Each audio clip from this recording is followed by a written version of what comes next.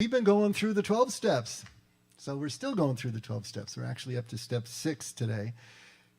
And I think the best way to kick this off, I know we talked about my skydiving story just a few weeks ago, so I don't want to go back into that fully because you already had that story. But just to catch anybody up who didn't hear it, it's been years now. Probably, well, it's been more than 33 years because it was before Marion and I were together. I decided to go skydiving, something I've always wanted to do. And I didn't want to do a tandem jump where I was strapped to somebody's back. So I did what they call an accelerated free fall, which meant that there were 8 hours on the ground of training, learning all the things that you needed to do, all the things that you should not do, and all the stuff that could happen to you, whether you did what you were supposed to do or not. And all through that day of training, 8 hours on the ground, going through all these classes, doing all the things that you did, there was this feeling in the pit of my stomach because I was going to jump out of an airplane at 12,500 feet. And if you can imagine what that is like, just kind of anticipating that all day long, and as we're going further and further into it, and the time is getting closer and closer, that thing is rising in me. And then we go out to this big barn where they fit you with the jumpsuit and the helmet and the goggles, and you get your pack. It was packed by somebody, who knows, but it was somebody packed it, right? And the reserve chute and all of that, and it's rising and rising. Walk out to the airstrip, get onto the King Air. I still remember the name of the plane. This big silver bird, propellers, and didn't have a door, just had a hole in the fuselage. There was nothing inside the fuselage. It was just bare rivets and seams, and they packed us in there like sardines, literally like sardines, because each jumper may have as many as 3 different people, because you had 2 jumpmasters who would jump out with you, each holding onto a leg strap if all went well, and it didn't for me, and maybe a videographer as well. So tons of people trying to get up in this plane. So they had to sit on the ground, spread our legs so that the next person was sitting right in front of us with their pack in our chest, and we were just packed that way in rows down this open fuselage. This thing takes off, and it's getting up to altitude, and that fear is getting more and more and more, and you're thinking, am I really going to do this? Am I really going to be able to do this? It's this question, in your mind. I'm watching it bank into place. I can still see the little sunlit shapes of the portholes, the windows moving across the opposite side of the fuselage as this thing banked into position. And then all of a sudden my name is called. And I get up, and I'm stepping over bodies and trying not to hit the seams and the fuselage, and get to this open hole in the side of the plane, and I'm holding on, and I'm sure that my fingerprints are still on that. And I'm looking down at 2 miles of air, just 2 miles of air, and now the fear is right here. It's just you're hyperventilating, you're thinking about it. And then the jump masters are here, and the whole point was to go 1, 2, 3, and we'd all jump out together, and it was that classic thing where, is it on 3? Or is it after 3? Anyway, I ended up going out by myself. And they caught up to me later on. It was no big deal. But here's the point that I want to make with this story, is that I was afraid for 8 hours. I was probably thinking about it for weeks, right, after having signed up. And there's that feeling, and it's growing and growing and growing until it's right there. When I jumped out, there was the first few seconds of acceleration, because you only accelerate for a few seconds, and then you hit terminal velocity. It's where your air pressure and gravity, they equalize, and it's about 120 miles an hour. So that'll do, right? But that's as fast as you go. Spread eagle, and in those first few seconds, trying to catch my breath, trying to process that I actually did this. I actually jumped, set in motion a sequence of events that was going to end at the ground one way or another, screaming at 120 miles an hour with a nice flare and just stepping into it. But after that, there was no fear at all. And it was the most interesting sensation for me, is that once I was in the air, couldn't get back in the plane, that thing is long gone, I had set into motion a sequence of events to which I was absolutely committed. There was no way to do anything except what I was trained to do, and as they said, enjoy the ride. And all the fear was gone, because I realized later the choice was gone. Up until the moment that I finally released and pushed off, I had a choice to make. And that's what kept me in a state of fear. But once the choice was made, and of course, once I couldn't take it back, that also helped, there was no more fear. And I did just enjoy the ride. Committed to a sequence of events. I accepted the circumstances as they were. Couldn't change them, right? I want you to hold that thought. Just keep that image in your mind. Try to imagine that. As we move into the steps now, I'll promise to bring this all together. We're on step 6 today, but we've been working through steps 4 through 7. As I mentioned at the beginning, the first 3 steps work as a unit, and steps 4 through 7 work as a unit as well. And then steps 8 and 9 work as a unit, and so on and so forth. But there's these sequences or processes that we need to go through, because the actual hurdles, the psychological and spiritual hurdles that we are overcoming in the steps are so huge for each human being that you can't just do it in one flick of a switch. You can't do it intellectually at all.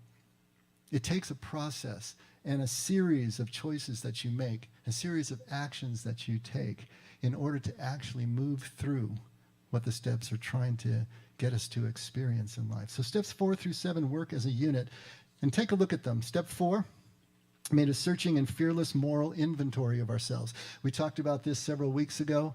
It's more than just making a list of your wrongs and your defects. It's actually becoming aware of what makes you afraid.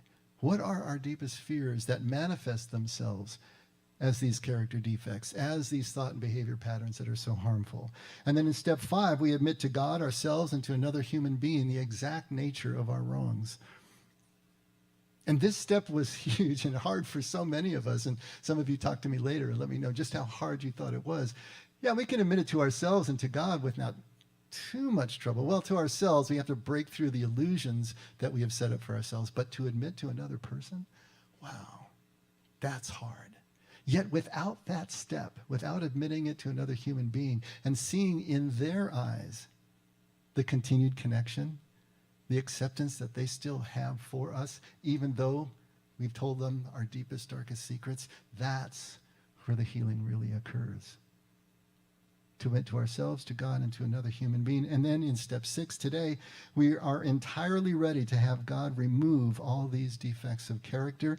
And then in 7, we humbly ask God to remove our shortcomings.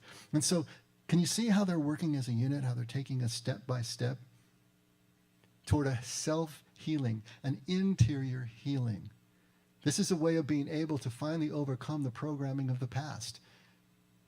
All of those programs, all of that trauma that is now stored unconsciously and coming out as these behavior and thought patterns that are so destructive, these are the steps we take to absolutely release them.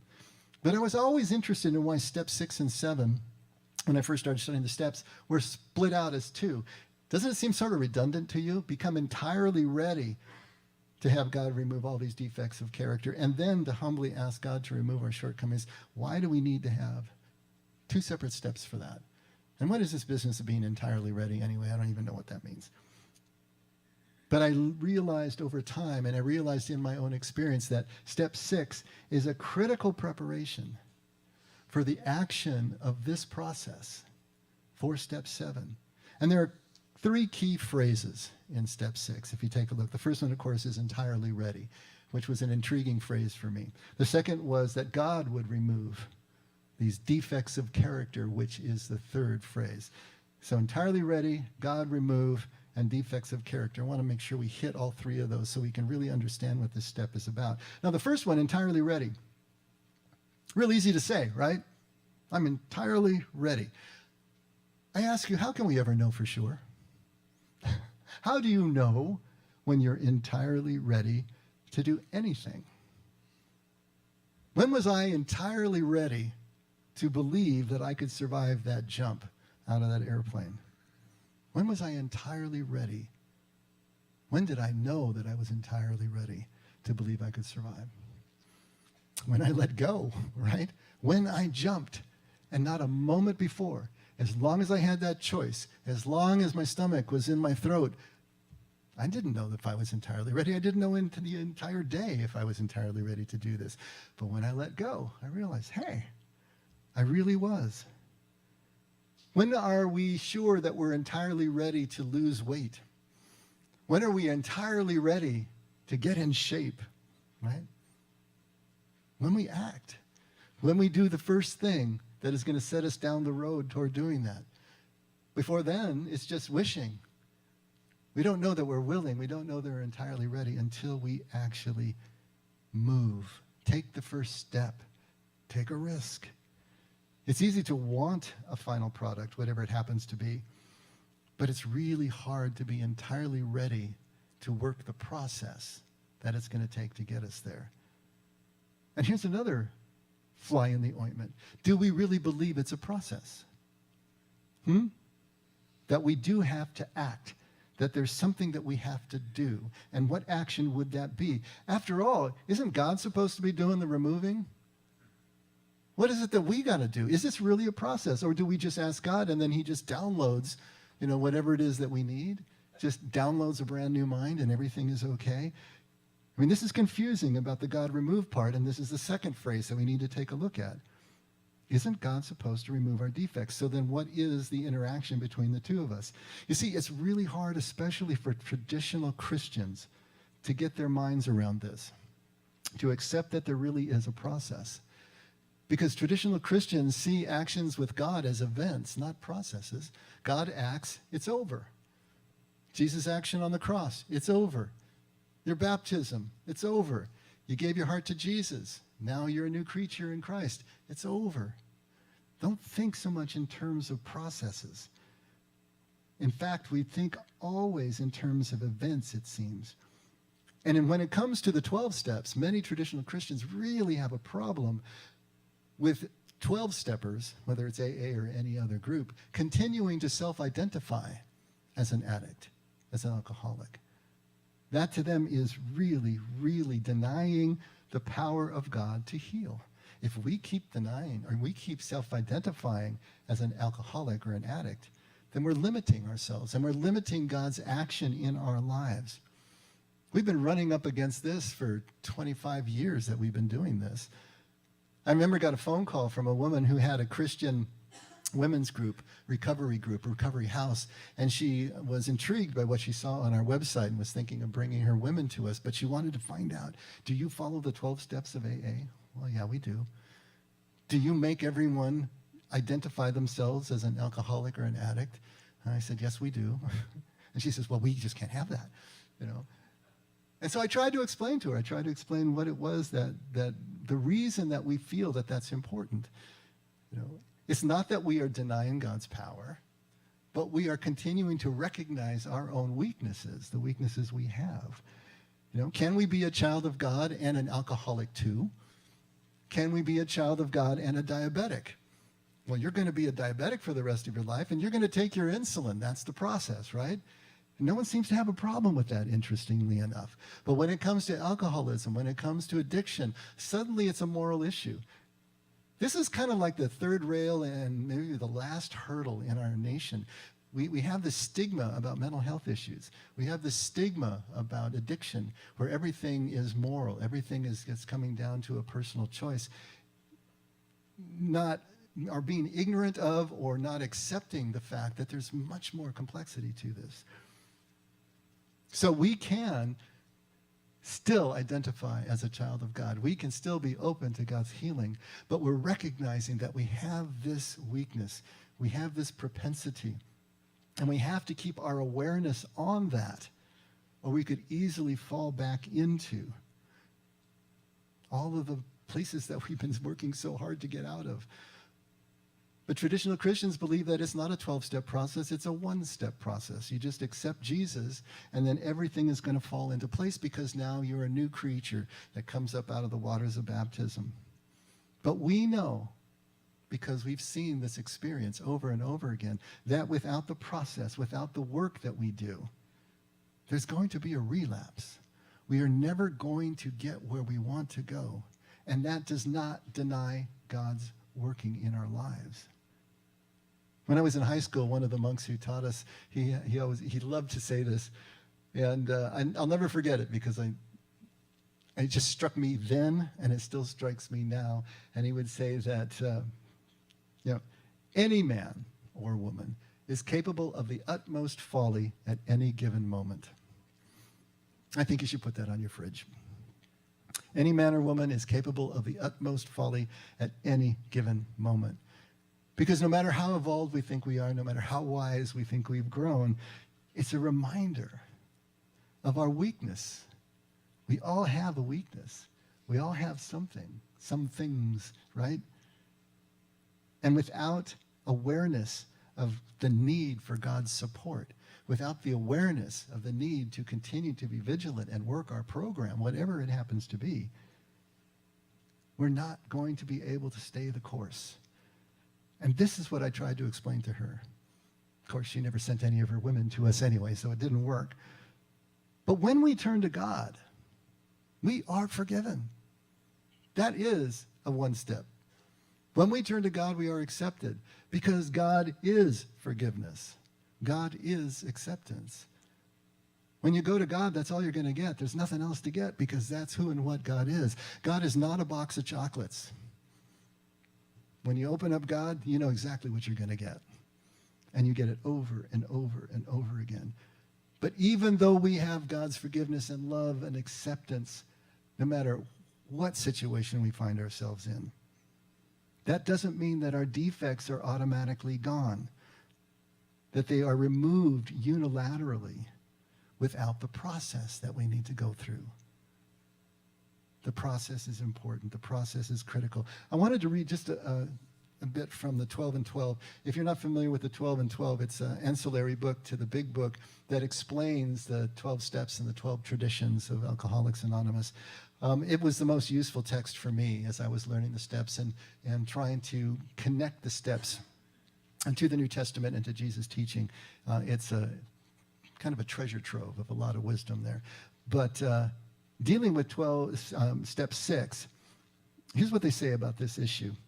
It is nowhere evident, at least in this life, that our Creator expects us to fully eliminate our instinctual drives. And in previous paragraphs, they've connected the instinctual drives, our drives that get out of control and become our character defects. So these are connected here. So far as we know, it is nowhere on the record that God has completely removed from any human being all his natural drives or defects.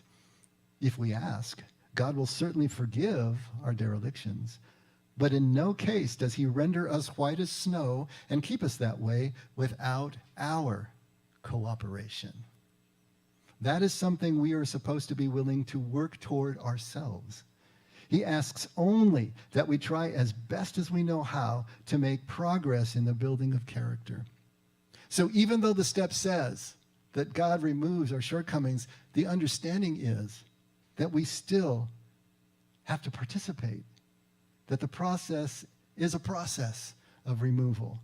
It's a partnership between us and God. It's not unilateral. And most importantly, it's not passive. Passivity is the kiss of death when it comes to spiritual formation or it comes to recovery. We don't just pray to God to remove something, whether it's our addiction itself or whether it's our shortcomings, and expect that to happen passively. It doesn't happen at all without our participation with God. God is the wind in our wings. God is the power, because we're powerless, right? God is the power that we're hitching our wagon to, but we still got to hitch the wagon. Think about Jesus in the wilderness. And I know I come back to this over and over again, but it's so important for us to see this and really let it sink in. Here is Jesus, but Jesus is still a fully human being as we are. Hebrews tells us that. He needed to go into the wilderness. And we can look at the wilderness from a metaphorical point of view, that it was an interior wilderness where he hit that place where, what am I doing here? Who am I? I mean, Jesus would say something like that? Well, the scriptures tell us he had to grow in wisdom and stature. He had to learn everything that we had to do. The scriptures tell us he had to go through everything that we go through as human beings. If Jesus had to go into the interior wilderness or an actual wilderness, to leave his home, to leave everything that was anchoring him, to find out what is really going on, what's really true, to start asking the right questions of life, to begin to get a sense of who he really is, do you think that we're exempt somehow from all of that? And he goes into the wilderness and he faces the 3 symbolic temptations. You know, turn the stones into loaves, bow down to the adversary so that he can have control over all the kingdoms of the world, to jump off from the highest part of the temple and be borne up by angels before he hits the ground in front of course, adoring fans. That's the idea.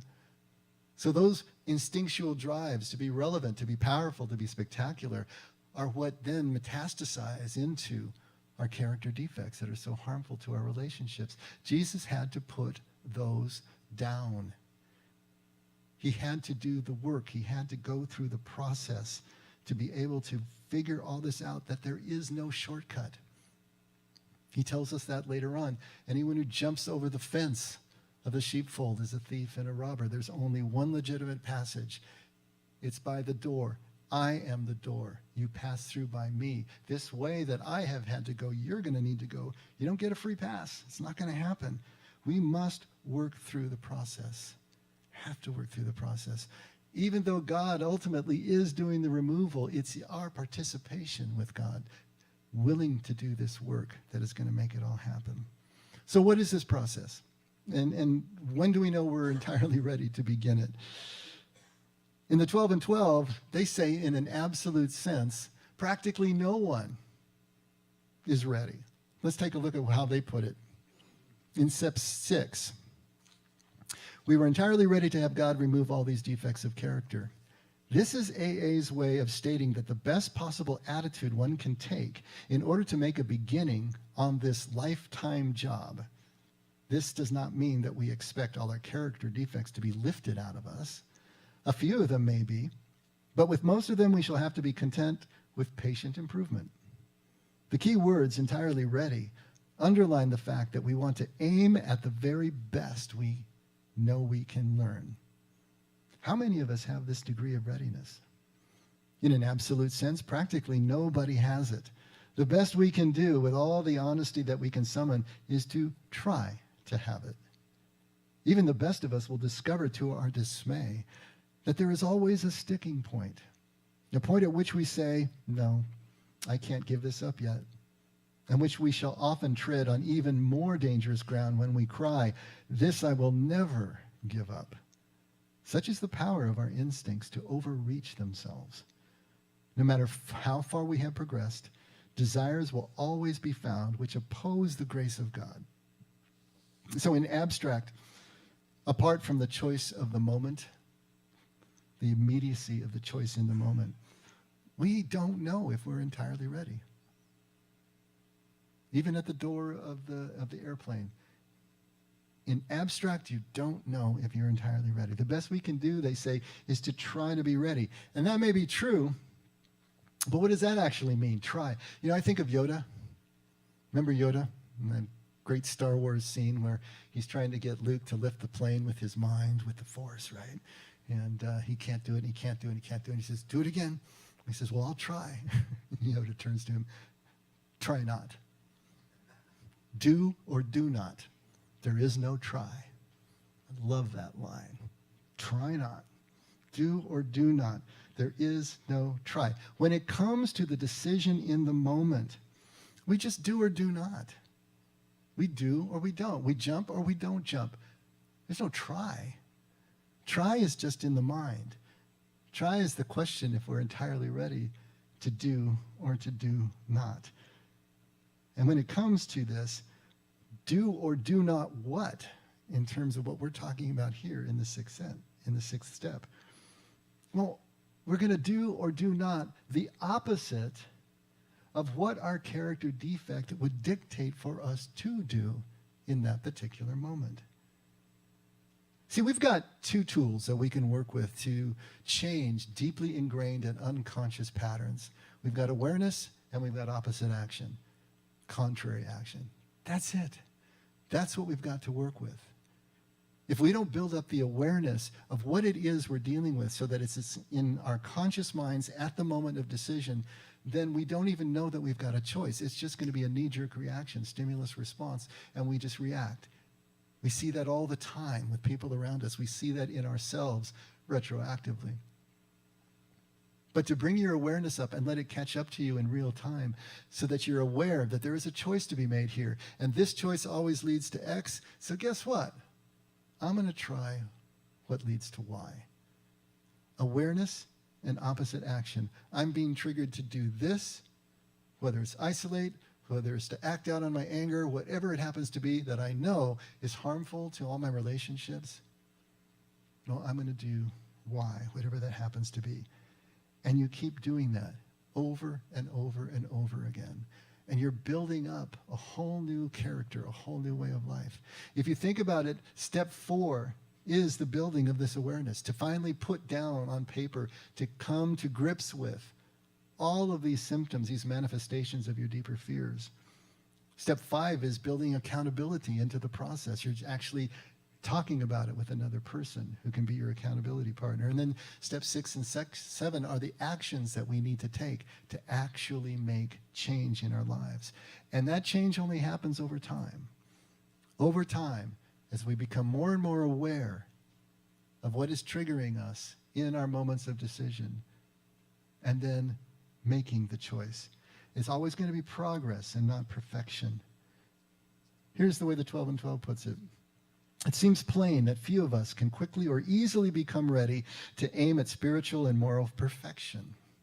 We want to settle for only as much perfection as will get us by in life, according, of course, to our various and sundry ideas of what will get us by. So the difference between the boys and the men, right, the girls and the women, is the difference between striving for a self-determined objective and for the perfect objective, which is of God. Many will at once ask, how can we accept the entire implication of step 6? Why, that's perfection. This sounds like a hard question, but practically speaking, it isn't. Only step 1, where we made the 100% admission that we were powerless over alcohol or whatever our consumption is, can be practiced with absolute perfection. The remaining 11 steps state perfect ideals. They are goals toward which we look and the measuring sticks by which we estimate our progress. Seen in this light, step 6 is still difficult, but not at all impossible. The only urgent thing is that we make a beginning and keep trying. We shall need to raise our eyes toward perfection and be ready to walk in that direction. It will seldom matter how haltingly we walk. The only question will be, are we ready? It's a lifelong process, is what they're saying. It's a process of becoming ready to peel off another layer, right? Bit by bit. It doesn't come off all at once. It's going to be layer by layer, bit by bit, and there's always going to be more. Your stone is never going to be smooth. Just realize that. There's always going to be something else. But we don't need perfection in this life. And that's a beautiful thing. We only need to get to 51%, as I like to say. Just cross the threshold. More often than not, you are able in that moment to make a choice that includes the well-being of everybody who will be affected by your decision. That is a new character. That's what we're talking about. And so we go through life having these moments where we put another pearl on the string, and then eventually we're going to have a necklace. But it's going to be what we are building in this lifelong process. If you remember the rich young man that comes to Jesus asking him for eternal life, Jesus tells him what the next step for him to do is to let go, stop the control. He's not entirely ready, is he? He can't do it at that moment. And he goes away sad. Hopefully he found a way to do it. Hopefully he became entirely ready somewhere down the road. It's just not recorded in Scripture, so we don't know. But how many of us have come to the same moment where Jesus is saying, can you do this next step? Can you let go? Can you finally jump? Are you entirely ready? And we had to walk away sad because we weren't. Most likely we didn't even know the choice was there. But to become more and more aware, to say yes to these choices is what this is all about. And what are these character defects? The third phrase, anyway. Most generally, because we're always going to be looking at the at the symptoms. Most generally, anything in life that we do, anything that we're obsessive or compulsive about that harms our relationships, that harms connection with others or with just whatever is sharing our moments, is a defective character. That's what we're talking about. Now, the 12 and 12 and the big book, they're going to talk about the 7 deadly sins. And hey, we can talk about those too. That would be pride and greed and lust and anger and gluttony and envy and sloth. Okay, so those are the 7 deadly sins. But see, these are really sneaky because we always are rationalizing the things that we do. And we can rationalize these 7 deadly sins and start to position themselves in our mind as a virtue, as something that's absolutely necessary for us to get where we need to go and to do the things that we need to do. One last bit from the 12 and 12 and see if we can figure this one out. Practically everybody wishes to be rid of his or her most glaring and destructive handicaps. No one wants to be so proud that he is scorned as a braggart, nor so greedy that he is labeled as a thief. No one wants to be angry enough to murder, lustful enough to rape, gluttonous enough to ruin health. No one wants to be agonized by the chronic pain of envy or to be paralyzed by sloth. Of course, most human beings don't suffer these defects at these rock bottom levels. We who have escaped these extremes are apt to congratulate ourselves. Yet can we, really? After all, hasn't it been self-interest, pure and simple, that has enabled most of us to escape? Not much spiritual effort is involved in avoiding excesses which will bring us punishment anyway. But when we face up to the less violent aspects of these very same defects, then where do we stand? What we must recognize now is that we exalt in some of our defects. We really do love them. Who, for example, doesn't like to feel just a little superior to the next fellow? Or even quite a lot superior? Isn't it true that we like to let greed masquerade as ambition? To think of liking lust seems impossible, but how many men and women speak love with their lips and believe what they say, so that they can hide lust in a dark corner of their minds? And even while staying within conventional bounds, many people have to admit that their imaginary sex excursions are apt to be all dressed up as dreams of romance. Self-righteous anger can also be very enjoyable. In a perverse way, we can actually take satisfaction from the fact that many people annoy us, for it brings a comfortable feeling of superiority. Gossip, barbed with our anger, a polite form of murder by character assassination, has its satisfactions for us too. Here we are not trying to help those we criticize. We are trying to proclaim our own righteousness. And when gluttony is less than ruinous, we have a milder word for that. We call it taking our comfort. Not comfort food, right? We live in a world riddled with envy. To a greater or less degree, everybody is infected with it. From this defect, we must surely get a warped yet definite satisfaction. Else why would we consume such great amounts of time wishing for what we have not, rather than working for it? Or angrily looking for attributes we shall never have, instead of adjusting to the fact and accepting it? Now, this is an interesting one for me because I really thought that I had put envy down.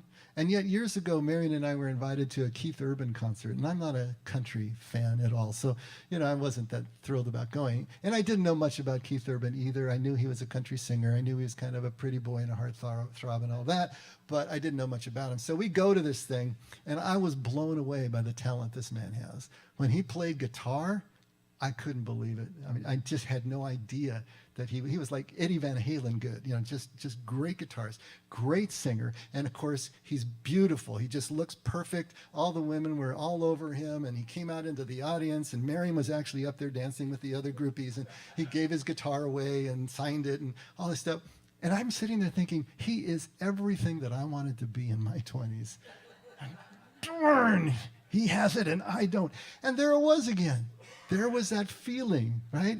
It's amazing how this stuff just creeps back up into you. And you thought that you had put that down. And here it is again, right? These defects are sneaky. The 7 deadly sins are sneaky. They don't present like we think they're going to. This last little bit, and how often we work hard with no better motive than to be secure and slothful later on. Only now we call it retirement, right? Consider, too, our talents for procrastination, which is really sloth in 5 syllables. Neither Nearly anyone could submit a good list of such defects as these, and a few of us would seriously think of giving them up, at least until they cause us. Few of us would seriously think of giving them up, at least until they cause us excessive misery. So here it is, over time. We're going to build more and more awareness if we're doing the work, if we are working through this process of the games that we play with our own selves within our minds that keep us hanging on to these familiar but still destructive patterns. As we build more awareness, we can be more and more ruthlessly honest with ourselves. With awareness, then we can take more and more opposite action.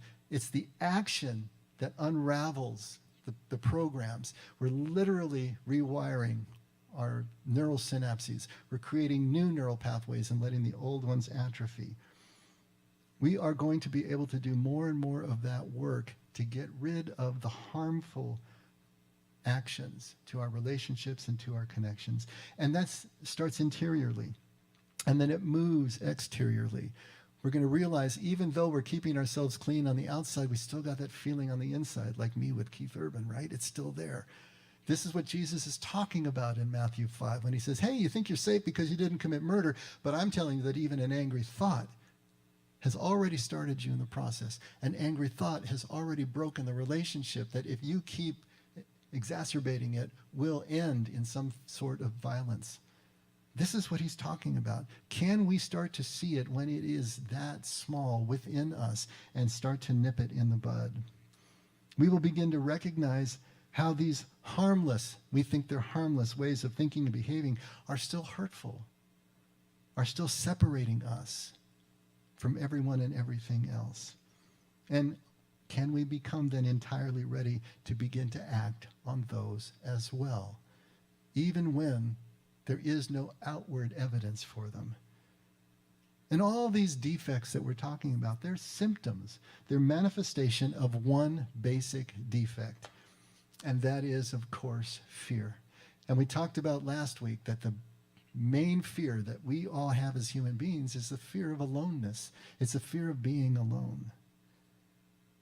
And so these defects, ironically, are meant to soothe that aloneness, soothe that fear of aloneness. And of course, all it does is create more aloneness. And so this is the process. This fear is going to be experienced as suffering, or at least discontentment. But we're going to work against it. We're going to work through it. Just like Paul at Philippians 4, famous section, right? Starting at verse 11. Not that I speak from want, for I have learned to be content in whatever circumstances I am. I have learned to be content in whatever circumstances I am. I know how to get along with humble means. I also know how to live in prosperity. In any and every circumstance, I have learned the secret of being filled and going hungry, both of having abundance and suffering need. I can do all things through him who strengthens me. And if you think that this just came to Paul one night in prayer, this is like a 20-year process for him. His first letters date from the early 40s, as much as scholars can understand. And this one is probably written in the early 60s. This is CE, AD, right? And then most scholars say he was probably executed in 65. So we had a 20-year process of watching his public ministry through his letters. And you read some of the early letters. Read Galatians. See how content he is in his circumstances there, right? And yet here, in prison, not in a good circumstance, he can say he's learned to be content, even in this circumstance. In other words, he's learned to be fearless, because fear is our basic defect. And if you overcome that into contentment, you've overcome the fear. How in the world does he do this? How can we learn from him in terms of how we're going to do it ourselves? When our 20-year-old son was 4 years old, so we're going back a ways, right? Our Brennan, I was taking him someplace. And if you've known me long enough, you know that I used to drive 1984 Volkswagen Vanagon, you know, the big blue and white bus thing. And this Vanagon had no middle seat. So it had the two front bucket seats, and then all the way back against the engine, it had a big sofa seat. And then there was this carpeted area. It was like a living room. I mean, you could lay down and stretch out completely in this area. And so Brennan only being 4, I could have him strapped into his car seat in the back sofa. All the way, and it's almost like he's in a different zip code. You know, he's way back there. I'm watching in my rearview mirror. He's this big, you know, in his seat. And we go wherever we're going. And by the time we get there, I get out and I slide open the big door, right? And there he is. And he's like vibrating. You know, he's just so ready to get out of that seat and do something else. And you could just see it in him, you know. He's like looking at me. So I go up and I unbuckle the straps, and he's like spring-loaded, like he's sitting on it. And he pops out of that thing, and he lands on the floor, and he starts running around inside the van, just running and running. And then he jumps out, and when he lands on the asphalt, he says, "I'm happy. I'm happy." And I looked at him and said, "Why are you happy?" He says, "You're supposed to be happy. I'm a happy boy. You're supposed to be happy. I'm a happy boy." Do you believe that? See, this is why we're supposed to keep kids around. This is why, you know, older people with grandkids, they live longer and they're happier, you know.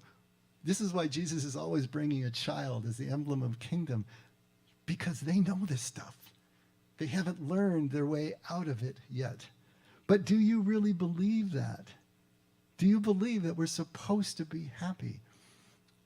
Because if you don't, then you're not going to be entirely ready for God to remove your defects, because you're not going to be ready to enter into the process. Your fear is still going to be that pronounced for you. You're not ready yet to be content because you don't even believe that that's supposed to be your default position, that we are created for contentment. You won't know that you're supposed to be a happy boy or a happy girl. So what is it that you're really working for?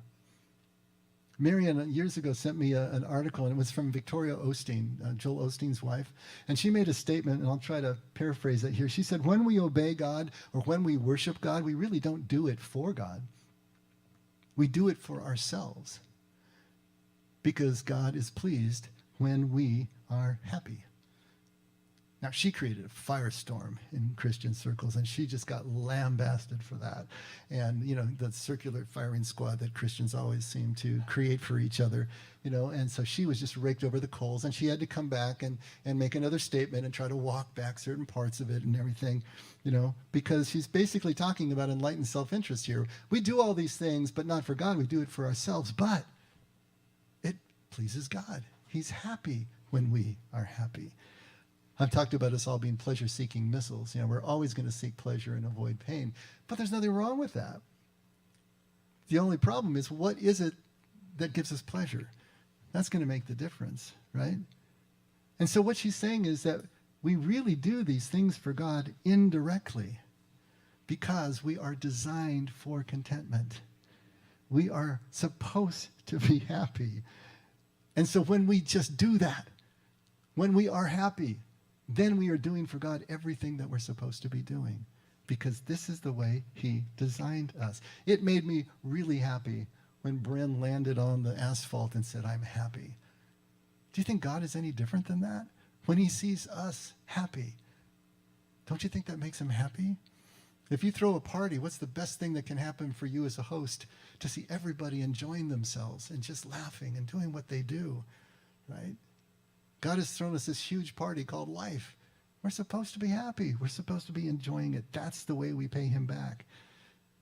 We are designed to be happy. We're designed to be trusting. We're designed to be vulnerable, imperfect.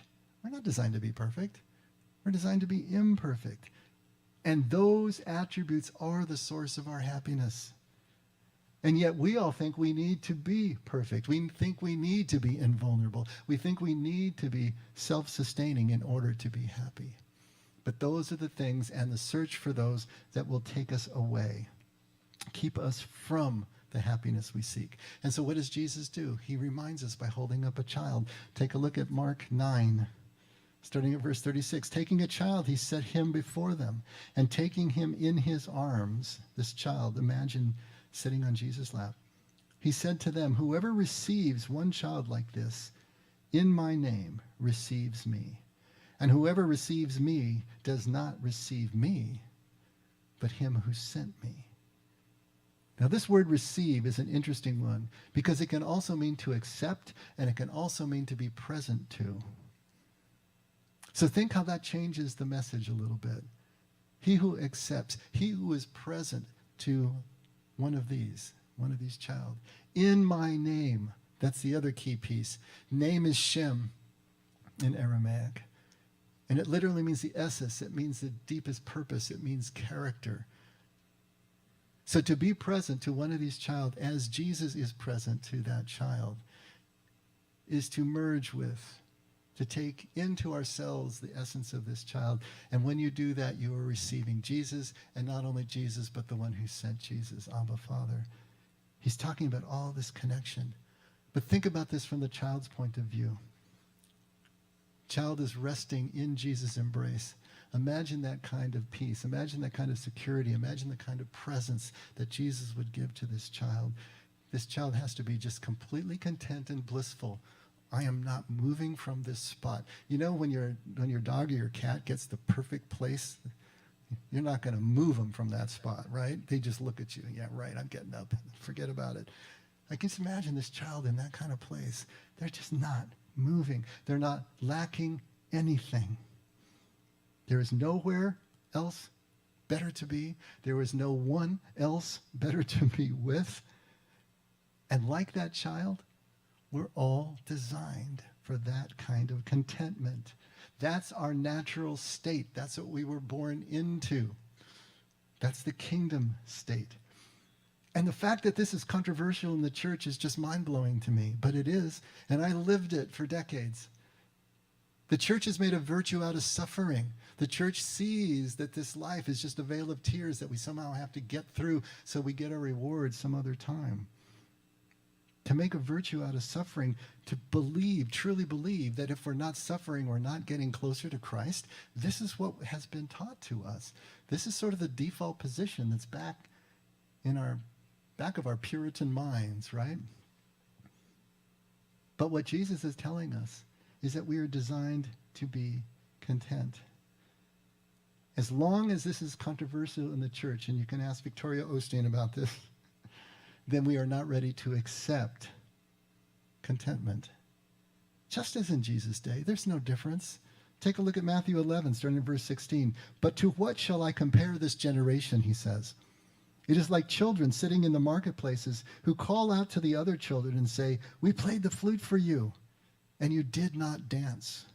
We sang a dirge, and you did not mourn. This is about people who won't engage their moments in life.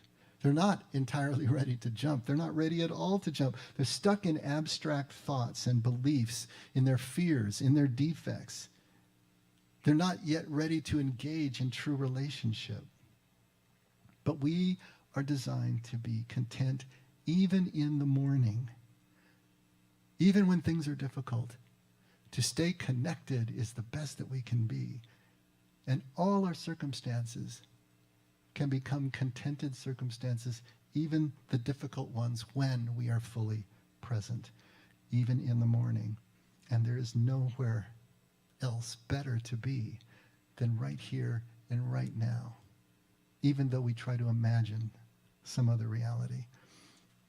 So if our basic defect is fear, when are we entirely ready to let God remove it? When are we entirely ready to actually begin the process?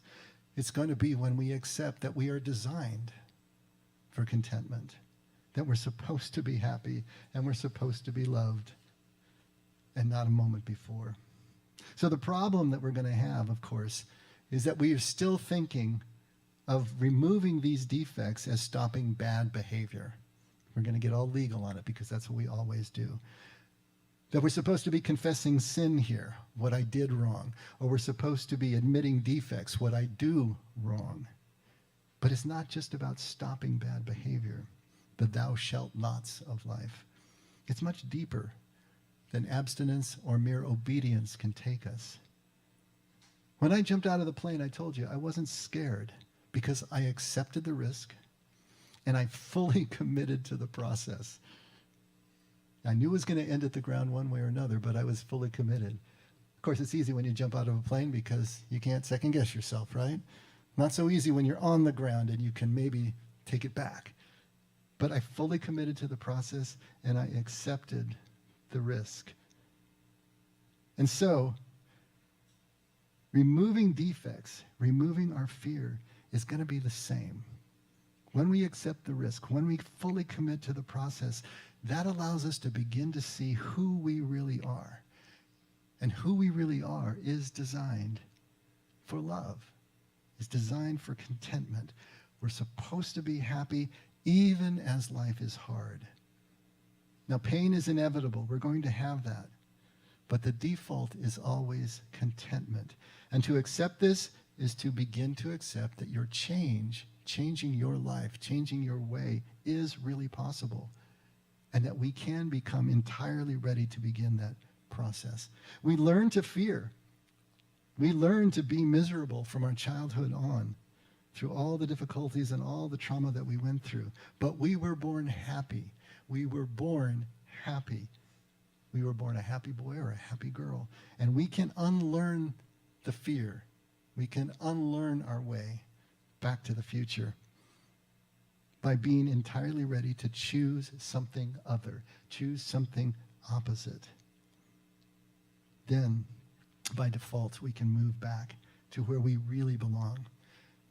And I want to tell you one last secret about the choice that you're going to be making, and the choices that you're going to be making right here, right now, in this moment, as you become entirely ready to engage this process.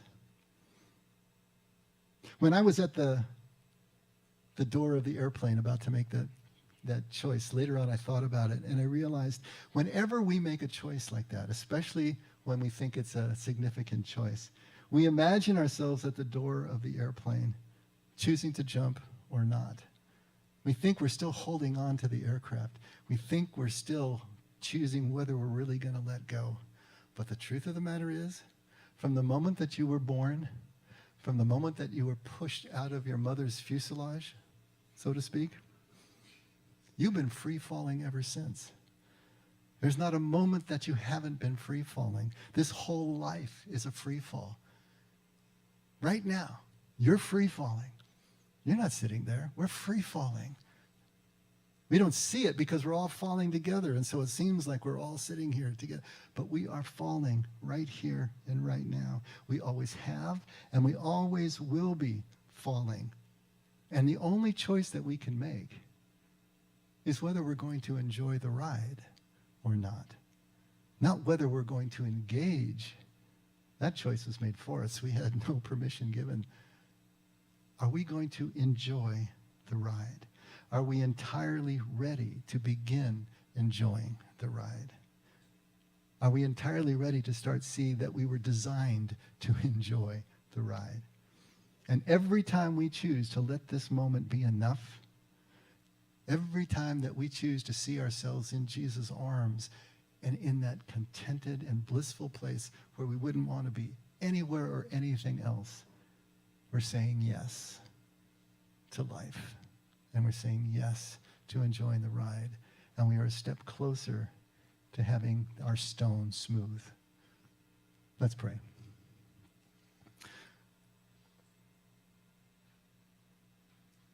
Once again, Father, thank you, Lord.